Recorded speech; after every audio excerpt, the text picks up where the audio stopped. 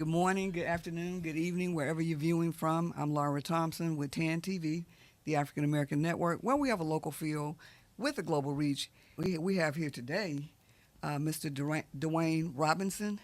He's the immediate past chair for Absolutely. the Martin Luther King Commission. So how you doing, Dwayne? I'm doing fantastic. Thank you for having me here, Laura, and for what you do. All right, well, thank you for coming.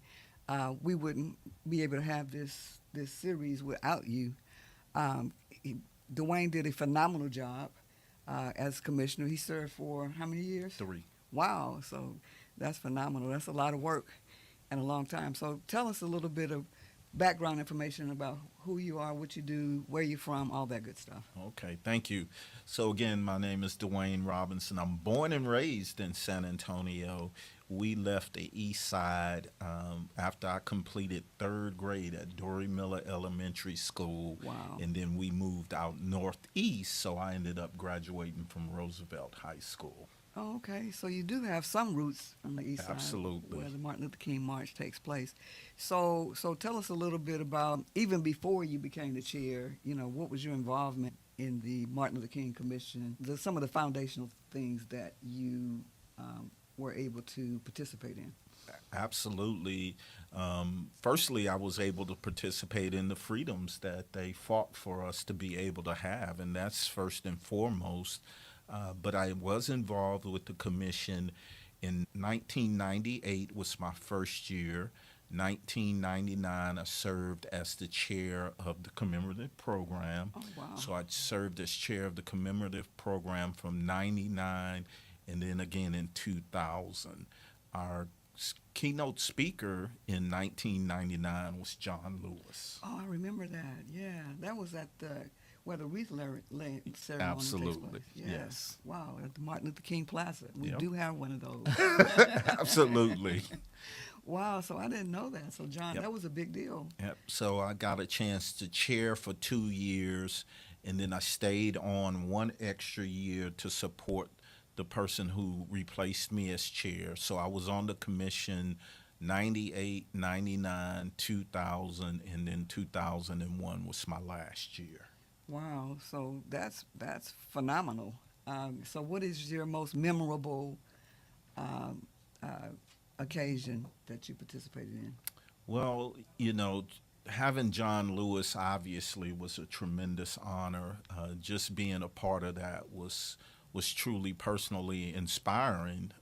But just watching the growth of the march in particular was something that was beyond anything that I could ever imagine. Just like out of towners can't believe that we have the largest march in the country, and as I always say, in the world. Certainly, we as even African Americans in San Antonio, I think it's kind of still hard for us to believe that as well. Wow, yeah, it's huge. I was looking at some of the pics and some of the video clips, before I started this interview process, and it's amazing. The you could just look and you couldn't even see the streets.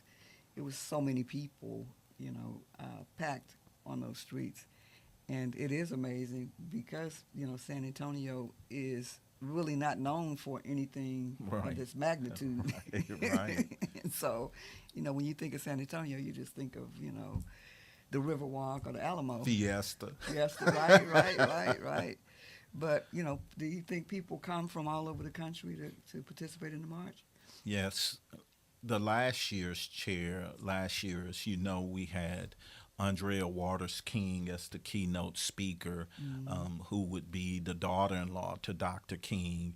And I remember having conversations with her and her team, and it never ceased to amaze me that people all over the world, and in particular, how much Atlanta knew about what we do here in San Antonio. Wow. And certainly one of the things that stands out to me as chair of the commission, even from the city perspective, because we are a city of San Antonio Martin Luther King Jr. Commission, just the respect that the city leadership had for making sure that we were in alignment with Atlanta. We never wanted to do anything that fell out of the favor of the family in Atlanta. Wow, it's much respect for the King family. Absolutely. So you've been fortunate to have some historic speakers, under your tenure in service with the commission. So how does that make you feel? Well, I mean, it's very humbling. Number one, for me, again, being born and raised in San Antonio, I never in my wildest imagination, Laura, thought I would be chair of the commission. So it was very humbling just to serve, but also the number of phone calls that I got from friends that were like, Dwayne, you're chair of the ML King Commission. That was pretty special for me personally. Right. That's a huge responsibility, and it's a huge honor to serve in a position like that, because you're like in the spotlight, and so it's a really probably, I would imagine, a very rewarding position to serve in. Absolutely. I contend, so serving on the ML King Commission, and again, it's a city commission. And so for me, I will never let anything exceed or supersede the importance of serving as chair of the ML King Commission. I had the privilege of serving on a charter review commission, which, if you know, with the city charter, it deals with the governance or the local document that dictates how the local government operates. So that one is pretty big and important, but for personal reasons and even the time that we're living in now, certainly serving on the commission and the legacy and the history and the importance of civil rights, nothing will exceed that. Wow. And it's true that, and it's amazing that we have an opportunity to witness history repeating itself.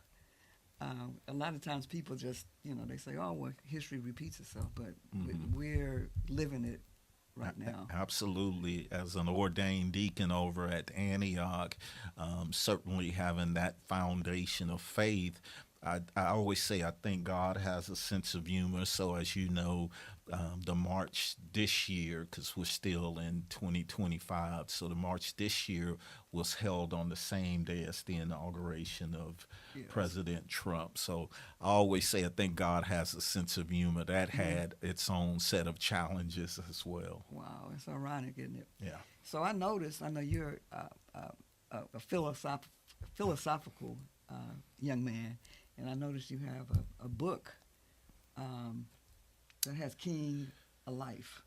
So Yeah. what's that all about?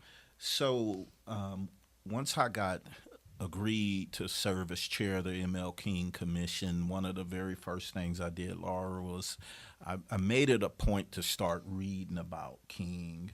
What I did not want to do was, as chair, bring any disrespect to his memory by not truly knowing about his work. Of course, there's a certain level that we all remember and know about him in the civil rights movement, but I just kind of felt like, for me, that it was important for me to know as much as I could. So I think at the end of my term, I probably read 13 books on him, and the last one is this one, King of Life, which is about 700 pages. So I don't want anyone to think I was reading 3-page books. They were some big books. Wow.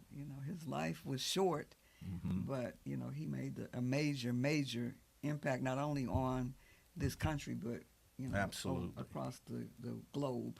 And so we're thankful for it. And, I always say he's the only African American that has a federal holiday. And so but he stood for all people. Absolutely. Yeah, he stood for all people. And even as far back as the 60s, he always said that he wanted everybody to Sure. One of the first things I did when I became chair of the commission, or one of the first groups I met with, was the Asian American community. And then towards the end of my chairmanship, I went to different churches and synagogues and temples all over the city, just to invite people to participate in the march. I didn't just assume, just because We have the largest march that all different groups felt comfortable with coming out. And I just felt like it was one of my responsibilities to go all over the city and invite people to come. And it was very humbling to go to different Catholic churches or synagogues, you name it, and having people say, well, the MLK Commissioner has never come to our church or temple. So, wow. So Dwayne Robinson, he did an amazing job as the commission chair. Served for 3 years. You know, he was a great spokesperson and face, you know, to go out into the community and to build bridges with other religions, other ethnicities, other races. And so I commend you, you know, and we think that you've done a phenomenal job.